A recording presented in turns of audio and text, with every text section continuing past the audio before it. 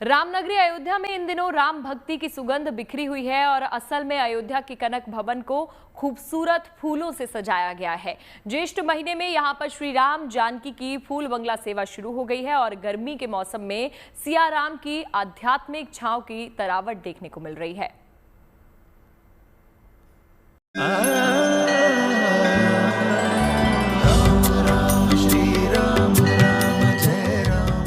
यह कनक भवन है, श्री राम नगरी अयोध्या में राजमहल जैसी भव्य इमारत जो इन दिनों रंग बिरंगे खुशबूदार फूलों से सजी हुई है। यहाँ पर हर तरफ फूलों की शानदार सजावट देखते ही बनती है। हर ओर फूलों की डालियां लगाई गई हैं, जिनकी सुगंध से पूरा माहौल सुवासित हो गया है। यहाँ फूलों से ही सजा है भगवान का सिंहासन, जिस पर भगवान की मनमोहक प्रतिमा विराज रही है, और फूलों से ही उनकी सेज बनाई गई है, जिस पर वे विश्राम करते हैं। असल में इन दिनों जेठ का महीना चल रहा है, भीषण गर्मी का सीजन है, तो यहाँ पर खास तौर से फूल बंगला से सेवा की जा रही है ताकि भगवान को गर्मी की तपिश से बचाया जा सके, उन्हें शीतलता और तरावट प्रदान की जा सके।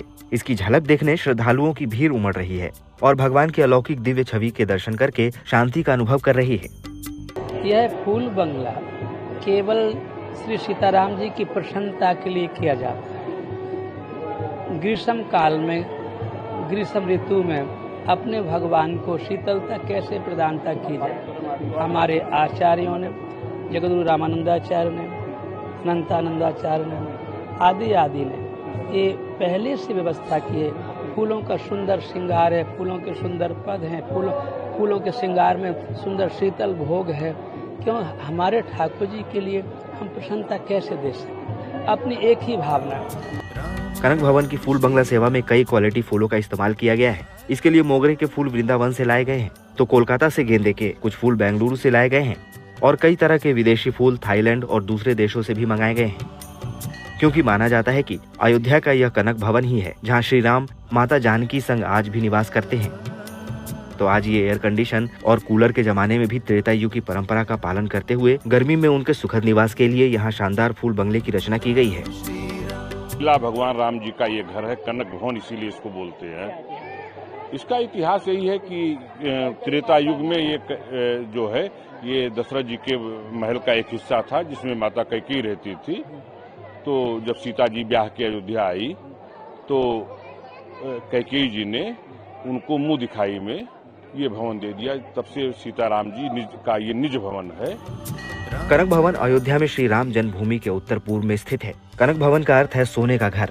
खास बात है कि यहाँ चांदी की छत के नीचे भगवान राम और माता सीता के स्वर्ण मुकुट वाली मूर्तियाँ हैं। मान्यता है कि भगवान श्री राम के अलावा किसी और पुरुष को कनक भवन में आने की अनुमति नहीं थी।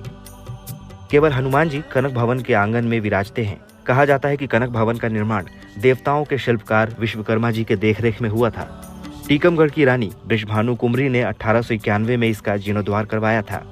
श्री राम जन्मभूमि और हनुमानगढ़ी के बाद अयोध्या में यही जगह है जिसे देखने रामलला के दर्शन के लिए आने वाले श्रद्धालु जरूर आते हैं। खास तौर से इन दिनों दूर दूर से श्रद्धालु यहाँ भगवान की फूल बंगला सेवा का दीदार करने पहुँच रहे हैं।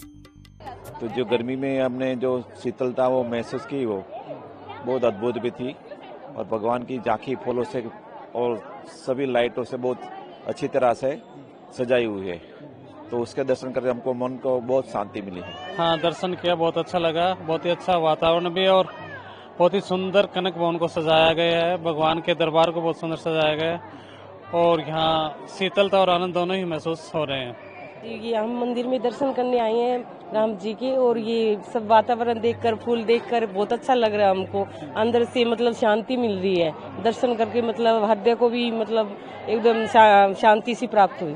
माना जाता है कि कनक भवन में श्री राम जानकी की प्रतिमाओं के दर्शन से साक्षात श्री राम और माता सीता के दर्शन का फल मिलता है।